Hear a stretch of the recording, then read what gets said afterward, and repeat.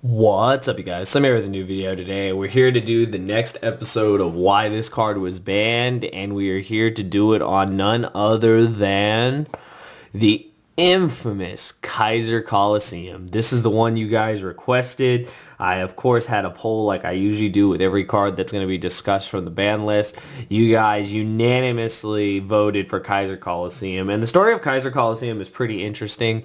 I think a lot of people are going to be surprised as to why this card was banned. A lot of people already know why this card was banned, and I think for newer players, this will give you an idea as to why this card was banned, depending on when you played, if you encountered this card, or if you only heard about this card through its banning.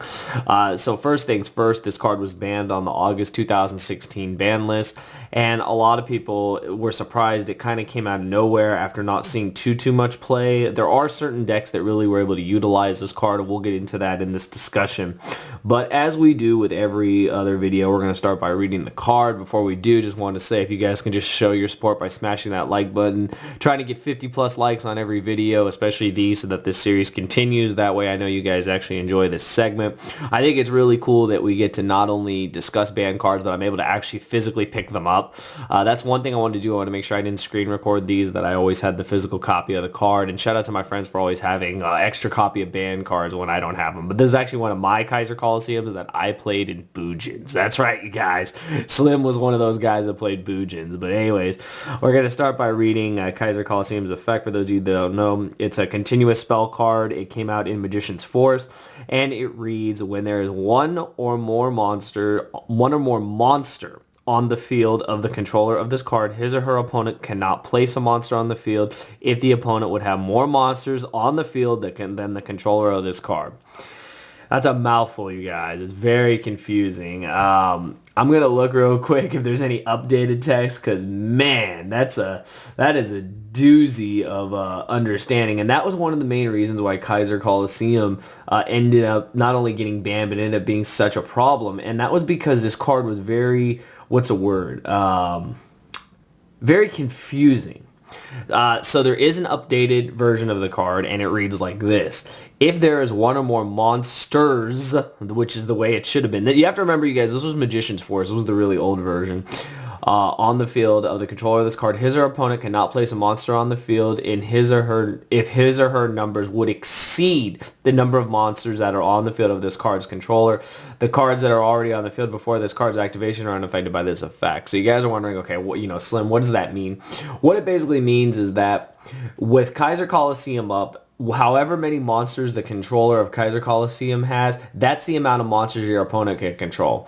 So it comes down to, okay, if I have, say, Kaiser Coliseum and a Bujin Yamato, that's it. That's all that can be on the board, meaning my opponent can have one monster and that's it, because I control one monster. And then it becomes a 1v1 battle. So say I have a monster here, Kaiser Coliseum up, my opponent can also only have one monster up as long as Kaiser Coliseum remains face up on the field.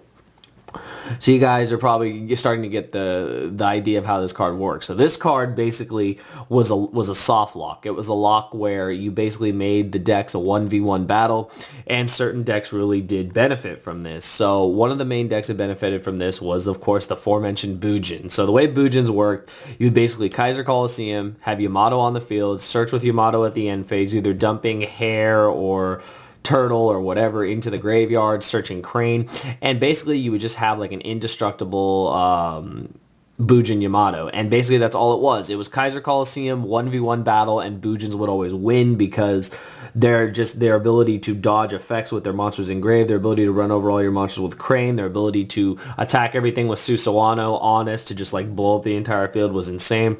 And it kind of got out of hand. I don't believe the deck ever won a YCS, but the deck did top a lot.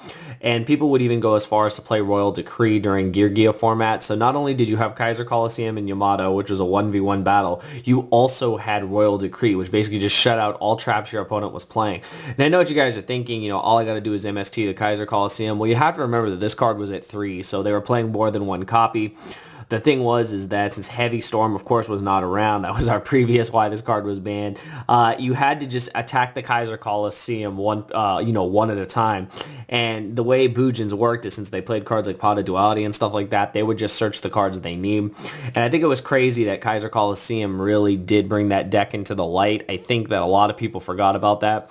And that was one of the main reasons this card was banned, is that this card basically gave life to that deck and it allowed a 1v1 battle deck, which, to be honest, when you think of Yu-Gi-Oh!, when you think of duel monsters, when you think of the show, the anime, etc., that's not the way Yu-Gi-Oh! Is played. Now, I know what you guys are thinking now. Like, now all we do is swarm the board, you lock the opponent, etc. But if you guys remember even years ago, Yu-Gi-Oh! Was meant to be monsters versus monsters, not one monster versus one monster constantly. It was, you were supposed to have multiple monsters. You're supposed to have a lot of spell cards, trap cards, etc. And this card basically just nullified all that. It made it to where it would only be one monster versus one monster, and you could eventually, summon more monsters, which would allow your opponent to put more monsters on the field. But since you were turn player, you were getting all the advantage of having your monsters on the field. So Kaiser Colosseum was insane in Bujins. And another deck that really abused this card was Noble Knights, because you just basically summon a Noble Knight, Kaiser Colosseum, and just equipped it with a million cards, making it indestructible and stuff. And it was just so frustrating to play against. All the equips would re-equip.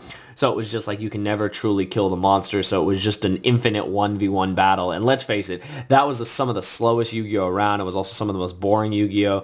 And I don't think anyone wants to go back to a format like that. The two main reasons, though, and I think this is where we're going to get a little more technical as we're rounding out the video as to why this card was banned, was because it caused a lot of ruling issues. You guys could already tell from the way the text on this card reads, and even with the updated text, it made it to where cards like the Monarch Stormforth were in a weird position.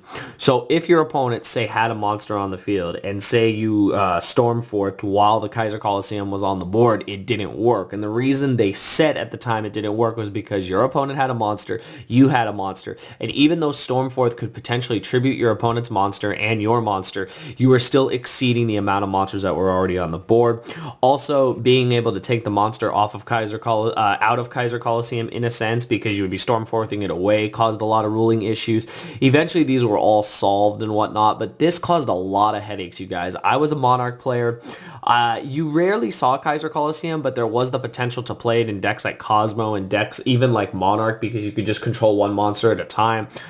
Cosmos, of course, could just, float into their Dark Destroyer, and then, you have an untargetable card, and you have Kaiser Colosseum. It was pretty crazy. But I think one of the main reasons this card was inevitably banned was because of all the ruling issues it caused. And I'm sure you guys can tell me in the comments any ruling issues you had with Kaiser Colosseum, because I'm sure there was a plethora of them, because this card caused so many issues. And that's the thing, is when a card causes so many issues, as in technical play and stuff like that, Konami's had it, they're gonna give the card the axe. So pretty crazy. And the final reason, so this was inevitably the number one reason why Kaiser Colosseum was banned on the August 2016 ban list. It's because of a little card called Destiny Hero Dark Angel. For those of you that are unfamiliar, the card reads: if you have 3 or more Destiny Hero monsters in your graveyard, you can discard this card, then target one Destiny Hero monster in your graveyard, special summon to your opponent's field in defense position. When a spell card or effect you activate resolves, negate the effect. And if you do, or if it did have an effect, destroy that card. During the standby phase, you can banish this card and one Destiny Hero monster from your graveyard. Each player chooses one normal spell card from their deck and places it on top of their deck. I know that's really confusing. You guys are wondering, what does that have to do with anything? Well, basically, they created this Destiny Hero lock that made it to where your opponent couldn't do anything. You Kaiser Colosseum'd them, you gave them Dark Angel, and basically they were just locked out. They couldn't use, all their spells would be negated. That was the main effect of the Destiny Hero guy. Kaiser Colosseum made it to where they couldn't summon any monsters, and then they go as far as to play Royal Decree to just lock out your entire ability to play Yu-Gi-Oh! And that was the ultimate reason why this card was banned. There are countless videos on YouTube about why this card was banned. I'm actually going to link one down below, because trying to explain exactly how that lock worked is actually quite confusing, and it's a little time consuming. So what I'm going to do is I'm going to link a video down below for anyone who's interested. Of course, I'm sure some of you care, some of you don't. You guys are here mostly to find out why this card was banned. But if you really want to see the reason, I'm telling you, this video is quite helpful, because it will give you insight as to what they did and how they abused this card. And yeah, that's pretty much it, you guys. That's why Kaiser Colosseum has been banned since August of 2016. One of the quote-unquote newer bans that's been on the list for a while. Now, the question everyone asks is, could this card come back? mcole40 made a really interesting video a couple weeks ago where he talked about if this card came back, two things would happen. Number one, the format would slow down greatly because obviously if you open this against Gokis, they're going to have a problem. They don't really run back row removal, so you're slowing the game down dramatically.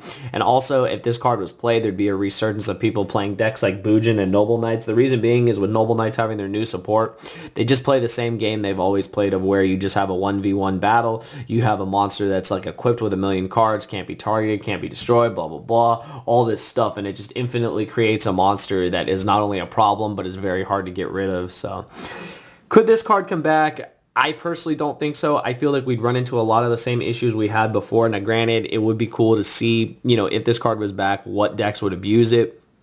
And you see, the thing is, True Draco, I feel, would just abuse this card to no end because the thing is they only need one monster, and this is a continuous spell that when they're done with it, like every other floodgate, they can just tribute it off. And one more reason why this card probably can't come back is it's a floodgate, you guys. And let's face it, we can't stand floodgates. Whenever we get to ban floodgates, they stay banned and usually don't come back. But yeah, anyways, I hope you guys enjoyed this video on Kaiser Colosseum. Please let me know your thoughts down below as to why you felt Kaiser Colosseum was banned, your horror stories of playing against Kaiser Colosseum, and why or why not you feel this card could come back into our new format, and what impact it would have if it did come back even at just one copy. Since it is unsearchable, it would be one of those cards that you draw or you don't draw. So it's pretty interesting. Anyways, I hope you guys enjoyed the video, and like I say with pretty much every ban card, sorry Kaiser Colosseum, you need to stay banned because you, my friend, caused so many issues. You caused so many 1v1 battles, and let's face it, that's not the way Yu-Gi-Oh should be played, even though the way it's played right now is pretty crazy too. But anyways, I hope you guys enjoyed the video. Let me know the next card you'd like to see here on this series,